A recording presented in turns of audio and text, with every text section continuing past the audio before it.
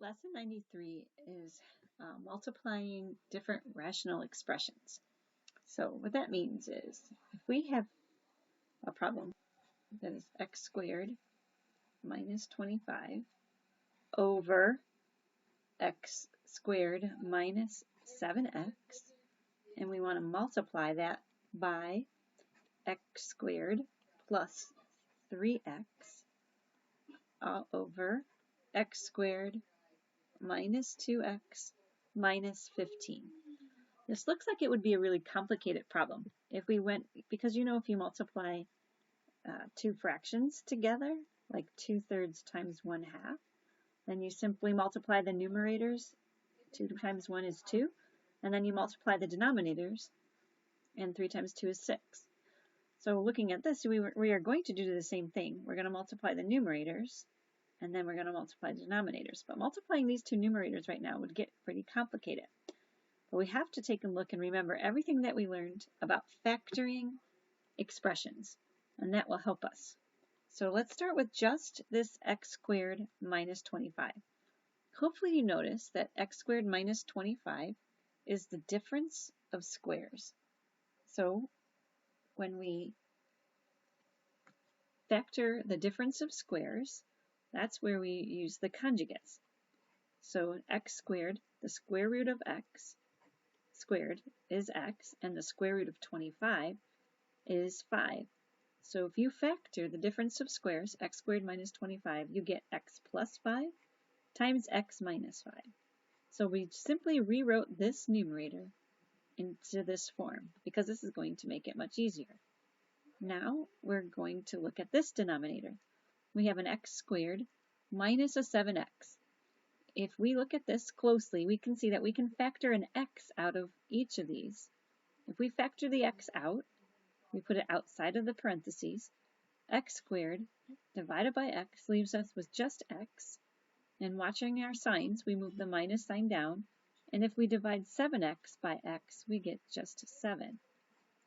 So this fraction right here comes this, which is going to be easier to work with. We'll see that in just a moment. Now we're going to look at this numerator. When we look at x squared plus 3x, we notice that we can, again, factor an x out of this. We put the x outside of the parentheses, and factoring an x out of x squared leaves us just an x, and taking an x out of 3x leaves us a plus 3.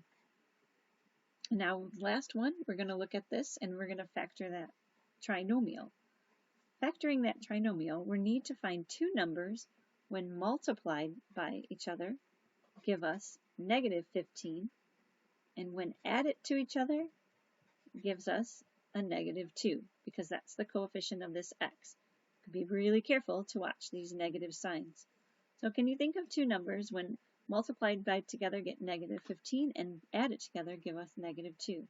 Those two numbers are negative 3 and 5. Multiplied, that makes negative 15, and when you add negative 3 plus 5, whoops, I did that wrong. It's actually a positive 3 times a negative 5, because a positive 3 plus a negative 5 is what gives us negative 2. So it's 3 and negative 5. So that gives us x plus 3 and x minus 5. Now we can take a look at these expressions and we can do some canceling. As long as there's something that is the exact same in any of the numerators, we can cross it out with any of the denominators. So up here, you see we have an x minus 5 in the numerator and an x minus 5 in the denominator. We can cross those both off. These x's are the same. There's an x on the top and an x on the bottom, so we can cross them off. We can only cross them off if they're being multiplied by something. The x was being multiplied by this expression in the parentheses, so we can cross them off. We can't cross off this x and this x because they're being added. So it doesn't work when they're being added, only when being multiplied.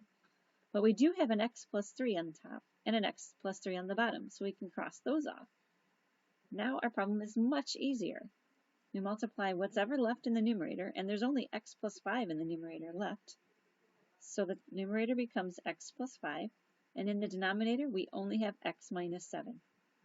So the answer to this problem is x plus 5 over x minus 7. So not too hard. Let's do another one. We're going to do x squared plus x minus 6 all over x squared minus 4x minus 21. And we're going to multiply that by x squared minus 8x plus 7 all over x squared minus x minus 2. Okay, let's get to some factoring here to make this problem easier. Just do one either numerator or denominator at a time, and it won't be hard. So we're going to look at this one, x squared plus x minus 6. We're going to factor this trinomial by looking for two numbers when multiplied by each other get negative 6, and when added to each other give us a positive 1, because the coefficient, we don't see it here, but the coefficient in front of that x is a 1. So we need two numbers that will give us a positive 1 but a negative 6. So that would be x minus 2 and a plus 3, because negative 2 times 3 gives us negative 6, and negative 2 plus 3 gives us a positive 1. So that's what becomes on the top when we factor it. Now we're going to factor this trinomial. Two numbers multiplied by each other that give us a negative 21, and when added together give us a negative 4. That would be a positive 7, so we get x plus 7 times a negative 3. I did that wrong again. That gives us a positive 4. So I have to erase that. That is actually should be x minus 7 and x plus 3. See, even Mrs. Greger makes mistakes sometimes. We've got a negative 7 times a plus 3 gives us negative 21, and a negative 7 plus 3 gives us negative 4. Okay, so here's our numerator, and here's our denominator. Now we're going to multiply it. We're going to do the factoring again up here. We are looking for two numbers when multiplied together give us a positive 7, and when added together give us a negative 8. Here we have x minus 1, because minus 1 times a negative 7. Negative 1 times a negative 7 gives us a positive 7, but negative 1 plus a negative 7 gives us a negative 8. We're almost there. We need to factor out this one.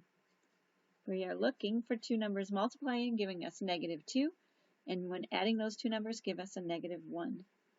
So we would want to make this x plus 1 times x minus 2.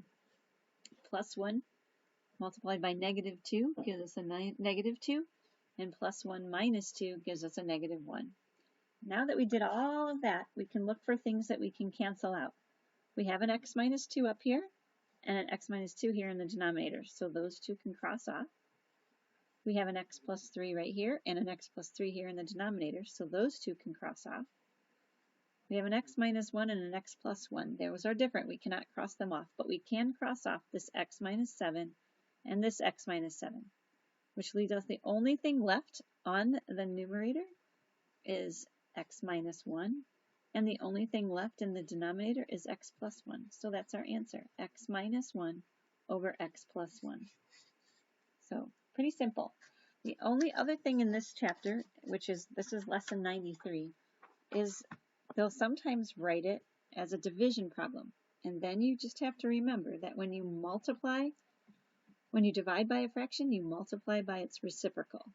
I'll explain that a little bit further in this problem. We have x squared minus 2x over x squared plus 2x minus 8 divided by x squared plus 5x all over x squared plus 7x plus 12. Let's first go ahead and factor out each of these four things first. In x squared minus 2x, the only thing we can do here is to factor out an x. If we take the x out of x squared, we get another x. We have to watch our sign. It's a minus. If we divide negative 2x divided by x, that gives us a minus 2. So now this numerator is factored into this. Now we're going to factor out this trinomial. We're going to use our two parentheses system, where we look for two numbers multiplied together give us negative 8, and add it together, give us a positive 2. So here we're going to have x minus 2 times x plus 4. A negative 2 times a positive 4 gives us negative 8. Negative 2 plus 4 gives us a positive 2. Now we have a divided sign. If you remember, if you divide by a fraction, it's the same as multiplying by its reciprocal. So this now will become the numerator. So we're going to factor x squared minus 7x plus 12, and instead of putting it in the denominator, we are going to multiply by this reciprocal. So we're going to put that answer up here. So factoring that out gives us two numbers multiplied together that equal 12, and added together equals 7. So that's plus 3 and plus 4. We have one more thing to factor, and that's x squared plus 5x. That's one of the simple ones where we can only take an x out of each thing, giving us an x plus 5. Now we do what we did before. We look for things that we can cross off that are being multiplied by each other. This x is being multiplied by the x minus 2, and this x is being multiplied by this expression, so they can cross off. We have an x minus 2 and an x minus 2. Those cross off. We have an x plus 4 and an x plus 4 down here, leaving us the only thing in the numerator to be x plus 3, and the only thing in the denominator to be x plus 5. So that's how you do the problems in Lesson 93. Good luck.